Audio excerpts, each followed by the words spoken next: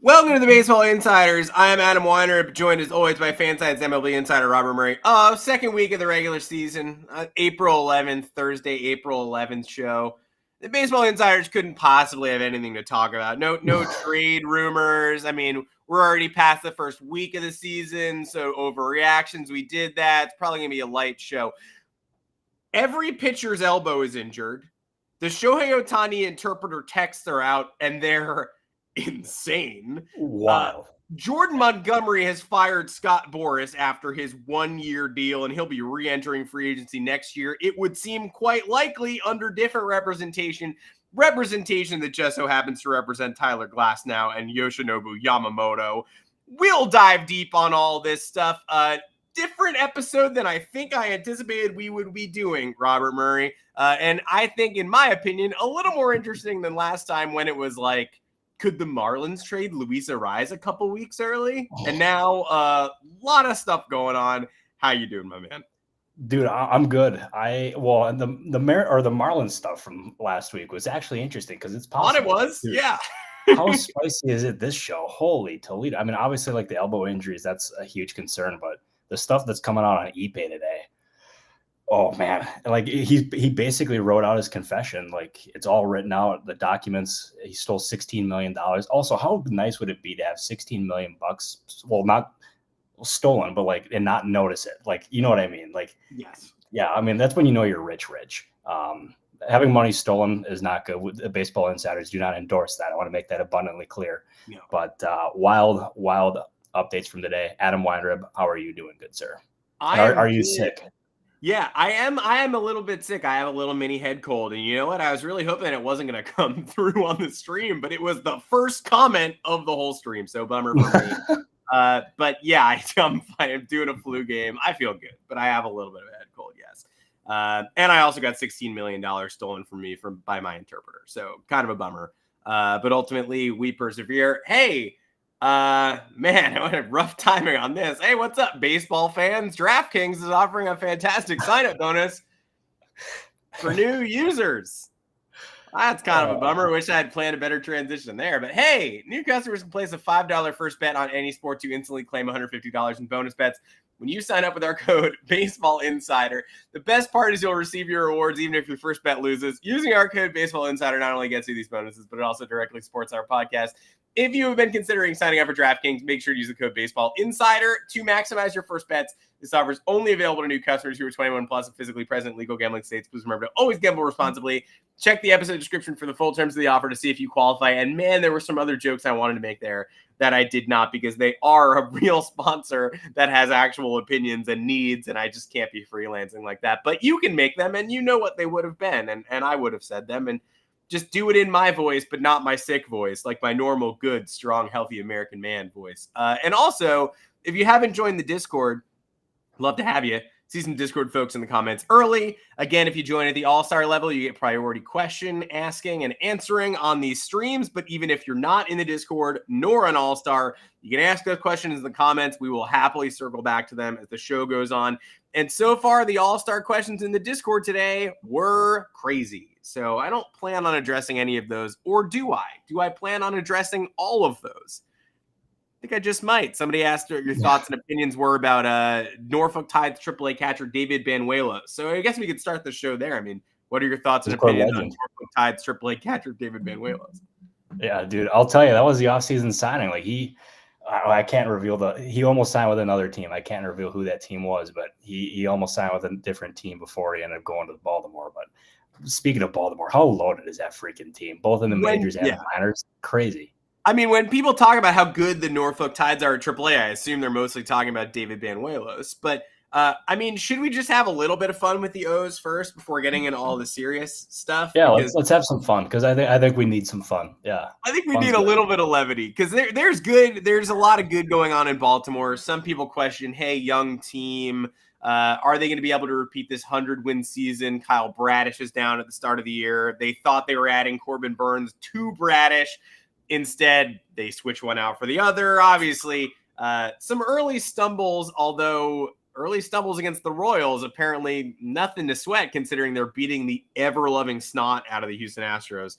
all week and right now as well. A 9-run first inning in that afternoon game. So the Royals, not so bad. But the Orioles go to Fenway Park. They're feeling like a 500 team. Couple late losses, late and close. Yennier Cano blows one in Pittsburgh.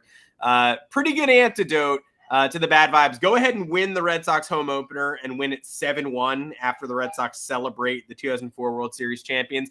And then go ahead and call up Jackson Holliday. The Ripken family blesses him with the ability to wear number 7, Cal Sr.'s jersey number. He comes out yesterday, early flub, drops up, lets a pop-up drop, strikes out early. Oh, the vibes are down again. They overcome a 5-0 deficit at Fenway. Jordan Westberg, 3-run bomb. Craig Kimbrell closes it out. No one will ever remember that Jackson Holliday flub or the bad K or whatever. Orioles might be riding higher than any Major League Baseball team right now, and it's thanks in large part to another future cornerstone, top pick. Tanking works, and here's Jackson Holliday looking like a 14-year-old, but being 20 and ready to contribute. Yeah, that was my first observation that I noticed as soon as I saw. Like, I've seen him play, but like seeing pictures of him, he looks like a high school sophomore. Yeah. And it's pretty crazy to see that, and like his talent has had baseball people just tantalized for ages. And now that the Orioles got him up in the majors, I mean, look at that young core that they have in the majors. And you can even make the case that Jackson Holliday is a headliner. I mean, probably Adley Rutschman is numero uno when it comes to that, but then Jackson Holliday, Gunnar Henderson, the list goes on. And their big weakness coming into the regular season, I think everyone would agree, was their starting rotation. Then they go out and trade from that minor league surplus, and they end up getting Corbin Burnes, and they can even still get another starting pitcher, a high-end starter, if they wanted to. They just have an embarrassment of riches of young talent. Tanking does work, although I will say teams have tried to tank in the past. They haven't necessarily gone to this level, though. Like, the Orioles might be the most stacked young team since maybe the Nationals, when that a few years ago, all those years ago. That was more than a few years ago. Boy, all my years blend in at this point, but they're loaded, and it's a blast to watch. And seeing Jackson Holliday turn a double play immediately, I think it was in the second inning in his debut. And then his offense is going to come, and it's going to end up being a thing of beauty. So watch out for the Orioles, obviously, but especially more so now that Jackson Holliday's up in the majors. Yeah, I mean, the Springer, Correa, Strohs. I mean, look, teams do it from time to the Cubs. It wasn't all tanking. And Chris Bryant comes from some pretty significant tanking, service time manipulation. But Javi Baez, I think, went 9th overall. Rizzo's via trade. You still have to be smart. Gunnar Henderson was picked 42nd. So, yeah, you get Crazy. Jackson Holliday. He's generational. You get Rutschman. He's the ultimate cornerstone. But you still have to get lucky. You have to get the number 1 pick in the right draft. You have to get Wembanyama instead of Anthony Bennett. But then you have to supplement that with Colton Cowser, who got the first big hit yesterday. Kobe Mayo's at AAA hitting bombs. Grayson Rodriguez, Gunnar getting picked 42nd. It's not luck. It's not like, well, he tripped into Gunnar Henderson. Everybody else passed, but you got to be smarter. So you got to combine your top picks with the ability to be the best advanced scout you possibly can. And they have hit on a number of non-top tier picks. So shout out to the Baltimore Orioles, who are doing anything, everything required of them to be an absolute dynastic force in Major League Baseball. Oh, 100%. And seeing, obviously you listed off the amount of cornerstone players that they have. And it's obviously a lot of skill to be able to find those diamonds in the rough. And the fact that they have is a credit to the job that Mike Elias and that group under him has done. And as that success comes more and more in Baltimore, I wouldn't be surprised if we start seeing that front office get poached. Because that's what happens to all good organizations, is their front offices get poached. Some of those guys like AGMs or scouting directors are going to become GMs or AGMs. And it's bound to happen, but they're set up. If you look at that Orioles team, the way they're set up with that young nucleus, they also have plenty of money that they can add because their payroll isn't that high. They can end up making themselves into a dynasty. I know that phrase gets thrown around a lot, and it personally, it drives me nuts, but the Orioles have the makings for it. And I think if that new ownership spends, with all indications are that they will after getting Corbin Burnes in that trade, like seemingly immediately after that ownership change happened. They could be in this for 5-10 years, if not more, of competitive, which how awesome is that? Yeah, you got to prove it in the postseason, but they have all the right ingredients to do so. And so, tough to call them a dynasty before we've seen them win a playoff series or a playoff game together, but also tough to watch that offense for a week and say, all right, I don't get it. Like it shines through the amount of talent that's in Baltimore. And now they just have to translate it into October success. Vibes are not quite so high everywhere else in Major League Baseball, though. Pitcher injuries were the dominant storyline this week until we got the Shohei Ohtani text and until we found out about Jordan Montgomery. And we'll cover it all, but I feel like to start, because you did have Corbin Burnes, who you mentioned, sort of call out the party line that the players are going with, that, hey, we need to take a second look at the pitch clock and at the changes to the pitch clock. Gerrit Cole comes out and says that he feels like the son of a divorced set of parents, too, with the Players Association and MLB pulling them in two separate directions. Cole is on the shelf right now, rehabbing an elbow injury that is believed to not need Tommy John. Spencer Strider, certainly under a cloud of people are sort of wondering if he maybe has already had surgery. Yuri Perez, Tommy John. Shane Bieber, Tommy John. Nick Pivetta has that forearm strain. They think it's a mild one, but what's a mild forearm strain? They're all precursors. They're all scary. Yeah. So we're in an awful spot right now. And it feels worse when it's just a wave of starting pitchers and people who everyone is familiar with already, both battling elbow injuries and speaking out. But Burnes and Cole does make you wonder if MLB at some point is going to have to look themselves in the mirror and alter the pitch clock or look into some rule changes, because there's a lot of blame to go around. Every pitcher going max effort all game, every single day. Pitchers stretching their elbows to their limits at places like Driveline because they know that's the way to maximize their earnings. It kind of just is the modern game to me in a way, and it's hard to put the toothpaste back in the tube. But MLB has come under fire from some of the top pitchers in baseball this week, and you wonder if they're going to have to at least acknowledge it. And when they do, will Rob Manfred say something intelligent about it, or will he say the most callous thing possible? Probably the second thing. Yeah, and I'll tell you, like, you can never really predict what Rob Manfred's going to say. He's a pretty unpredictable cat. But in talking, like, obviously this has been a really prominent conversation, especially after Shane Bieber went down, Spencer Strider, like you listed all the names. It's a huge concern, and players, everyone in baseball, agents especially, because obviously they're trying to maximize these guys' earnings, and these elbow injuries, not doing a very good job of that. They're trying to figure out exactly what's going on. And obviously, like, you hear the pitch clock, obviously players are trying to maximize their velocities. They're throwing more at Driveline. Another one, I think, and we even saw Alex Wood go on the record and say this, that I think has been under talked about a little bit, is the fact that these players are throwing like full intensity or moderate to high intensity throughout the entire year, not just the baseball season, but like in the off season, spring training, like everywhere. And that used to not be the case, and it's led to more of these injuries. And I think maybe the players start to try to do something a little bit different, maybe lessen that a little bit. Who knows? But obviously, because velocity is what teams really like. And if you end up like taking the foot off the gas pedal a little bit in terms of your offseason prep work and take a little bit off your velocity, maybe teams shy away from that. But I think what Gerrit Cole said is spot on, is that it feels like they're like the kids of divorced parents, is that they're getting tugged in different directions. And I don't know what the eventual, like what they settle on, but this is probably one of the most pressing issues in baseball, if not the most pressing issue, because the amount of players and high-end pitchers that are out for the season, it might be out for the season, is a lot. And we're only a couple weeks into this season, so there's bound to be more. And that's just bad for the baseball, because you want your best players out there at all times.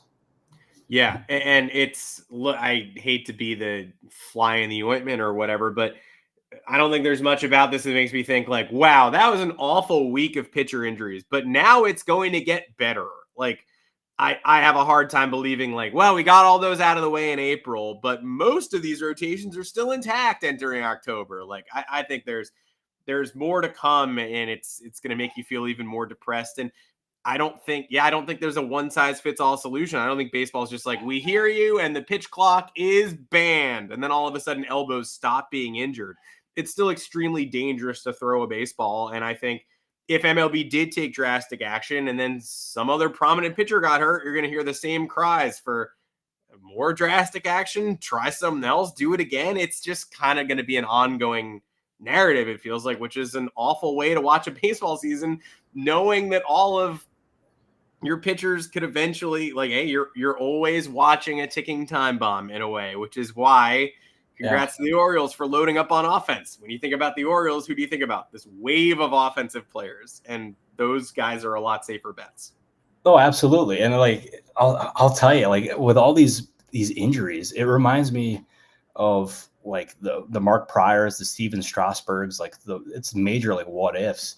And it's so freaking unfortunate, man. It's sad. Like, you see these teams, they're so careful in trying to not put too much on their plate immediately once they debut. They like baby them a little bit, and yet still, like, with the way that it's trending, it's bound to happen, and it shortens. It's bad all around. I don't know what the solution is going to be. This is going to be a year-round argument, and maybe there's some players who try to implement different things in the offseason. Maybe who knows, maybe some player comes up with their own Tom Brady or TB12 method that keeps them healthy for however long they play. But yeah, this is a huge pressing issue. I don't know what the answer is. A lot of people in baseball don't know. Clearly, the baseball trainers don't know, because we still see all this going on. And yeah, it's a huge mystery. By the way, Canyon, thoughts on Scott Kingery? I think he's the Discord legend. So that's my thoughts. Yeah, I will always think that as well. But it's a good thought. It's a good question. The first guy to figure out the Tom Brady pliability, the bendy pitcher, which might be Yamamoto. Like, we know he's into that kind of thing. Maybe that's an innovative method of training that people start studying a little bit more. Obviously the first person to crack that code is going to be like Tommy John surgeries, because Tommy John had it first. Like, that training method is going to be named after you if you figure out how to minimize UCL damage and be an ace pitcher at the same time. So shout out to you, future pitcher, whoever you are, because right now I don't think we have that method. And that's why, though, the dangers of pitching is why no pitcher can afford to sacrifice long-term security when they have the chance to obtain it in free agency, which brings us to Jordan Montgomery, who enters free agency this year as some would say maybe the best number 3 starter in baseball. Not quite an ace, but certainly someone who you get in the middle of your rotation and say, I know this guy can do it in a playoff start. He just did it. He has swing and miss. He's somebody who, hey, maybe I don't give a $250 million deal to, but at the very least, I want him for 5 or 6 years, and I want him at 25 per, and I'll pay him $175 million. He gets like a 1-year option deal with the Diamondbacks, the final member of the Boras 4 to sign. No longer an applicable moniker. He has dismissed Scott Boras and is aligned with Joel Wolf as of Thursday. I think I speak for everyone watching and listening when I say any insight on this would be appreciated as to what it means moving forward and how we got here. No, I can do that. By the way, Andrew, I don't hate you. Hello. I'm not ignoring you, I promise. Yeah, I don't hate you at all. But yeah, this Montgomery thing has been kind of brewing since he ended up signing that 1-year deal. What's going to end up being a 1-year deal with the Arizona Diamondbacks. Like, he entered this offseason looking for a contract over $100 million, probably well over $100 million, and he did not come anywhere close to that. And his signing was remarked to me as probably the biggest whiff of the entire offseason, and for any player. And it was just like the nail in the coffin for his time with Boras, and also like the exclamation point for what was a really bad offseason for Boras as a whole. And I will say, like, he's now aligned with Joel Wolf, who is one of the most respected agents in baseball. He's done some really good deals this offseason. Obviously, he did the Yamamoto deal. Then he also did the Tyler Glasnow deal.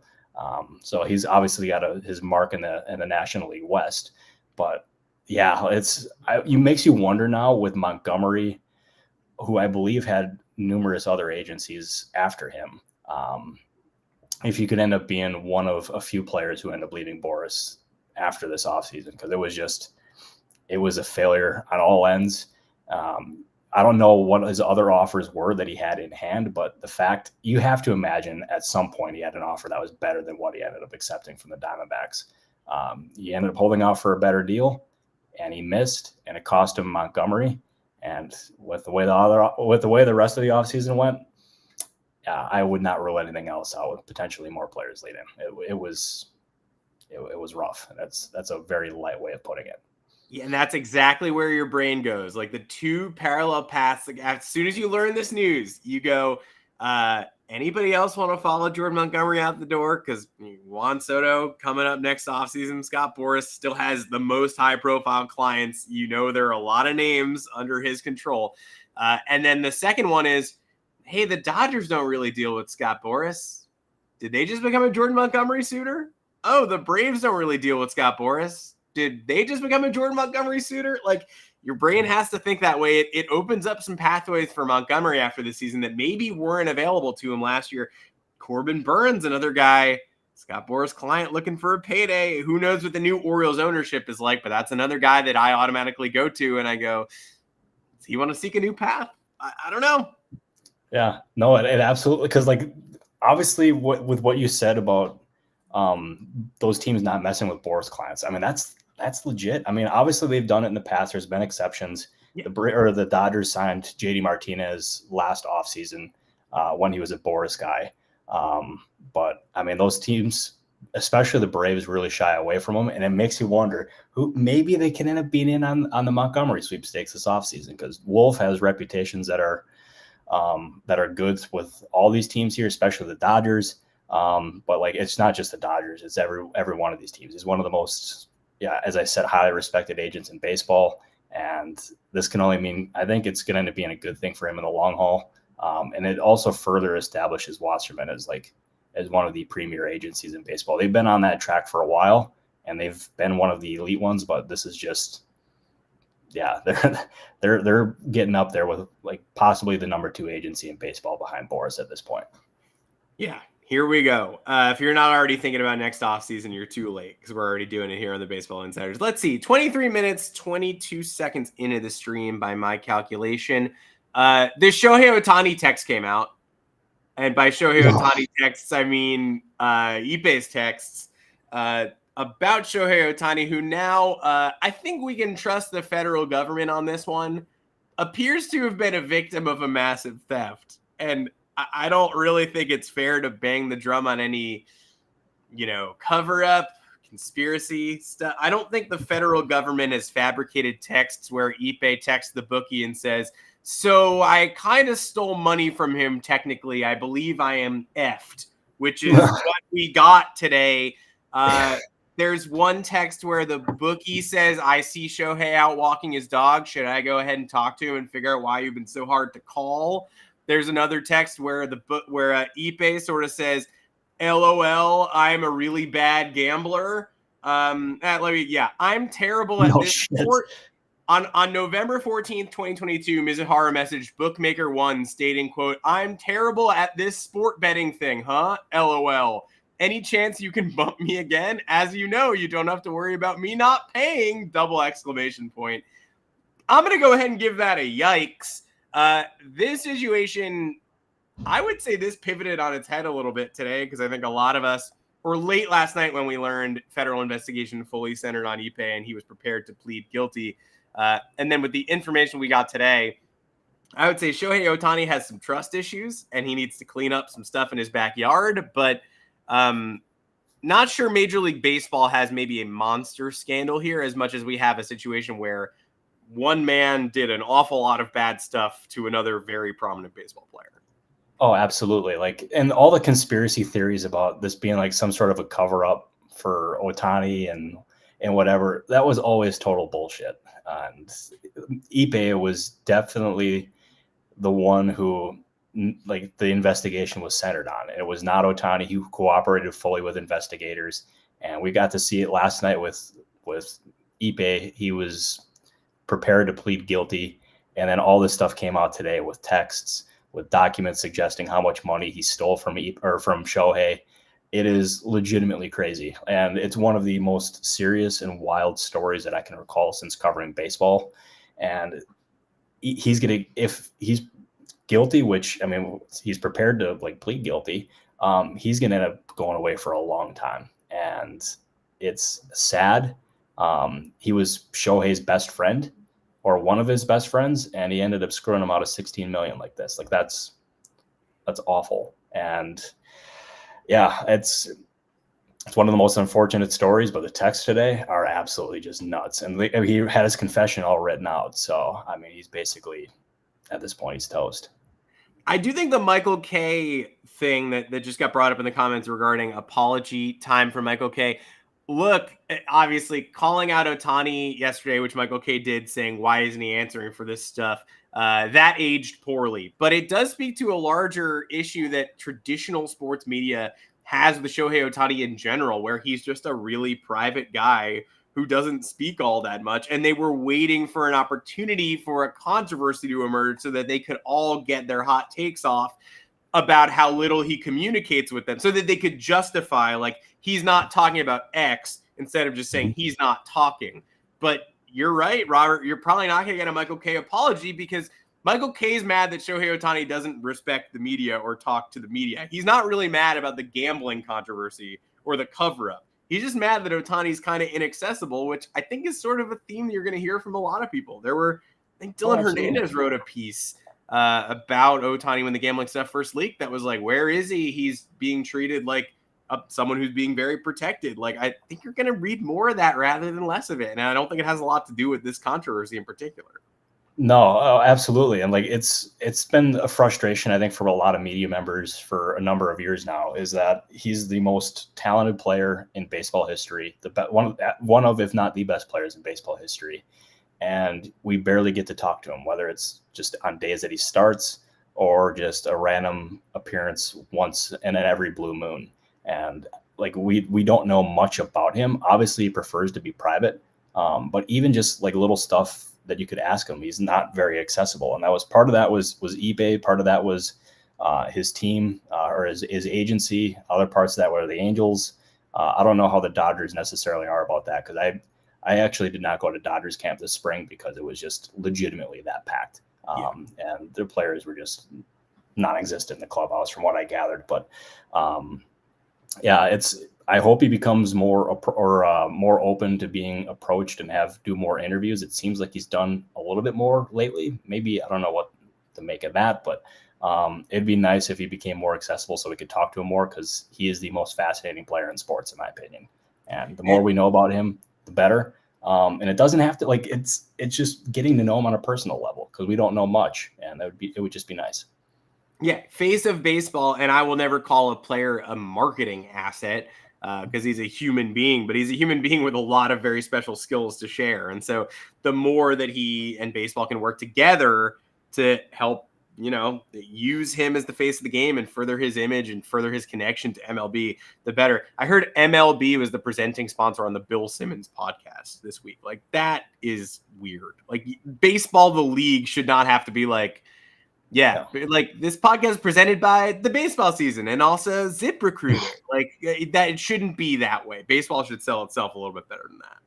Oh, absolutely. It's needed to sell itself better for years. I mean, this is, it's tough. They should, because there's a lot of really marketable players that, I mean, the prime example here is Mike Trout. I mean, he's been the best player in baseball for ages, and we've gotten to barely see any bit of him. That's probably too extreme, but like, he hasn't been marketed as well as he should. So like, that's an issue for a different day. But that's one of the things I'm actually pretty passionate about. Yeah. Well, hopefully this podcast and things like it and other media arms like it can eventually help to market these players. We got asked when Ohtani's coming on the pod. I think Monday we'll have Ohtani, but hopefully coming up soon we will have some more guests, some more media members, some more players. We'd love to keep those doors open, get people on the show. But again, Ohtani, Monday, 3:30 Eastern, tune in. He'll be here. We're going to do 6-hour live stream with Ohtani overnight, and then an all-star exclusive also with Shohei Ohtani. Good show today, Robert. A lot of craziness lot of stuff happened to upend the outline a little bit, but we persevered. We're going to be right back here on Monday at 3:30, I believe, normal time next week, right?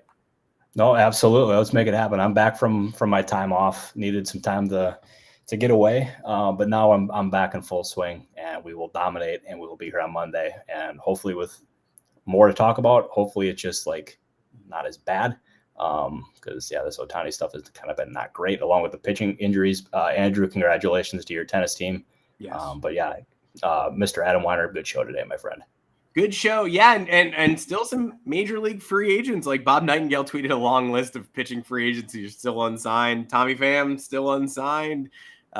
Rich Hill coming back at some point to save somebody's rotation, I presume. Like, we've still got plenty to talk about, but hopefully, when the trade rumors really kick in, that's when we're going to be doing our finest work. Hopefully have some fun guests and good segments and stuff to carry us through. Till then, until next week, next Monday, I'm Adam Weinrib for Robert Murray. Take care, and we'll see you, everybody. Absolutely. Appreciate you, everyone.